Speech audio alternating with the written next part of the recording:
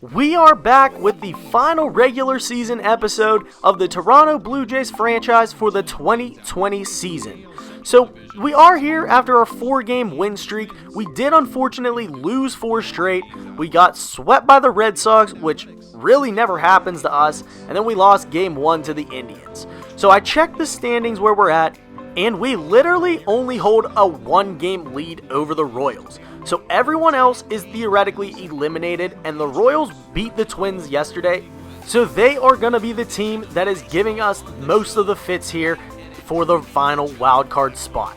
So we're going to jump into this game against Carlos Carrasco. His 24th appearance on the year, a 2.69 ERA, is going to be facing off against Hyunjin Ryu, a 2.53 ERA, making his 31st start of the season. And we're now here in the bottom half of the first, as things are going to get going with a nice leadoff bloop that's going to just drop in right in front of McKinney, and then Ryu comes through and he gets this one punished as Francisco Lindor is crushing this ball, and that is out of here.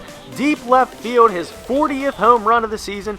He's one of the league's top home run hitters up there with Stanton, and that one is going to make it a 2-0 ball game here early in the first. So we go now to the top half of the second, where we just send this ball right to the center fielder, and we end our inning in a 1-2-3 fashion.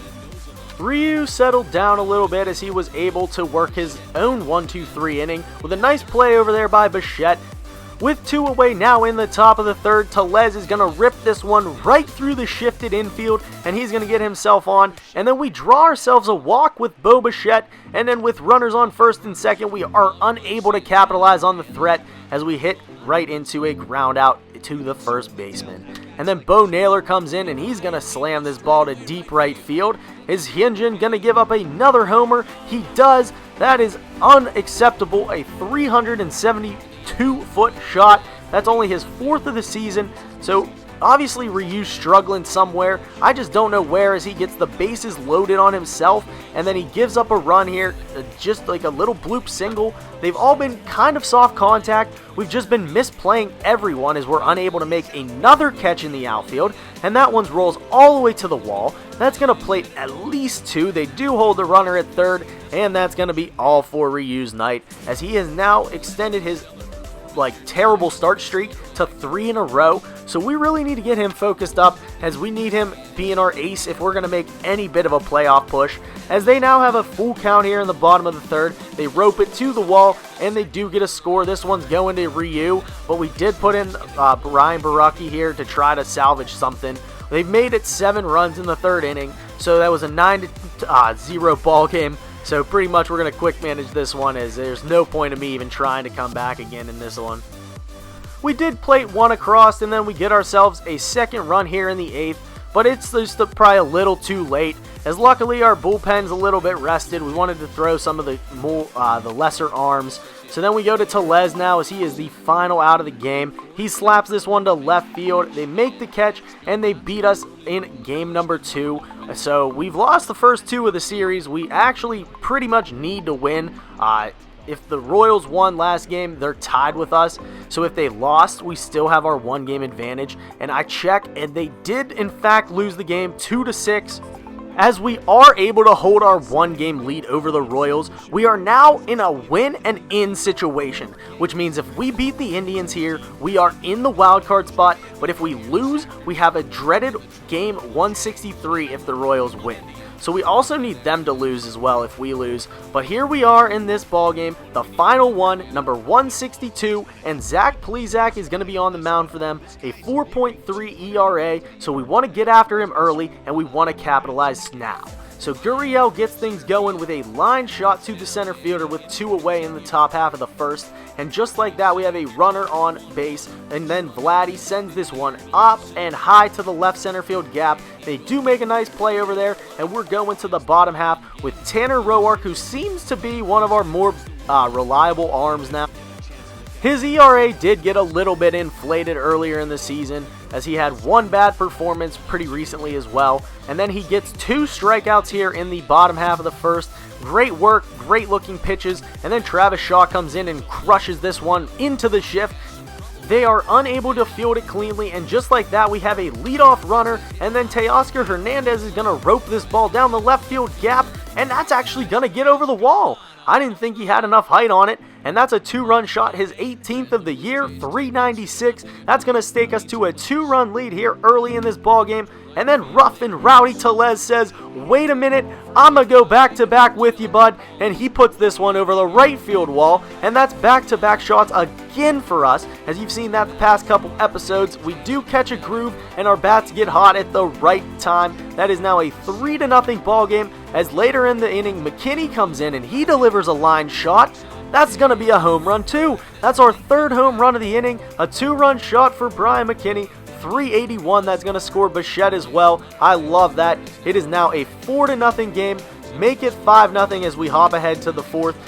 As Roark continues to work, we see this hard hit ground ball sneak through the infield, and then with a runner in scoring position, they do hit this one to the left field gap, and it rolls all the way to the wall. They're able to leg out a double and score their first run of the ball game. It's a 5-1 affair as Roark is still in, and another hard hit grounder sneaks its way through. They are sending the 27 speed around third base. He is in there, and they are making it a 5-2 ball game as Bo Bichette comes in, crushes this one to the shortstop. They make a great field over there, and he gets the out at first.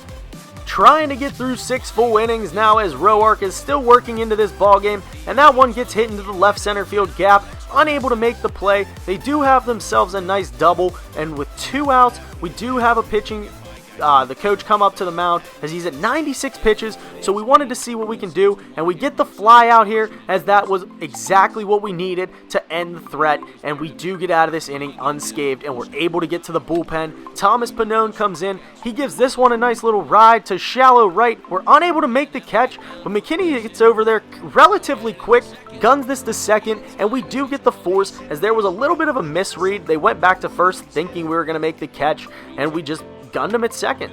So we do get a nice little ball here. Unfortunately, we do go 1-2-3. Nothing really to look at. Brad Hand. And then Anthony Bass comes in now, making his 61st appearance on the year. He's been relatively reliable. He has been on a couple streaks lately, but he does give up a bomb, an absolute shot. They knew this one was gone right off the bat, and it is going to be a 5-3 ball game. It's those full count pitches that he really can't get the batters when they start fouling him off. He'll usually leave one hanging over the plate, and Max Kepler made him pay, as this is now a 5-3 affair here in the top of the 9th. Bo Bichette hits this ball hard to the shortstop, but they are able to make the 2. The double play comes, and Ken Giles is now in to try for his 39th save of the season. We actually really need this. We're up 2. We have Ken Giles, who throws the hardest in our bullpen. Hasn't been as reliable as we would have liked him to be this year, but hopefully he can work these 2 outs as we get a nice hard hit grounder right back to him. The 1-6-3 double play, and then with 2 away in the inning, and we get the strikeout. The beautiful slider out of the zone got him to chase, and just like that, we are heading to the postseason. We have solidified. We won our winning in game 162. My heart was racing that entire game. We win 5-3, 12 hits in that performance. Guerrero and Panic, Hernandez, McKinney, Tellez, they all hit those home runs. And a beautiful pitching performance by Tanner Roark, going 6 strong innings. And there we have it, the notification that the Toronto Blue Jays have finished 86-76, a lot better than last season, and we have made the wild card spot, and we will be taking on the Tampa Bay Rays, who the winner will be playing the New York Yankees. So you got to stay tuned to the next episode, guys, if you want to see that, as we take a look, and the Royals did in fact win that game 8-2. So luckily we won, or we would have been playing a game 163 next episode instead of a wild card game. So stay tuned for that, guys. Thank you for the continued support. Subscribe for more.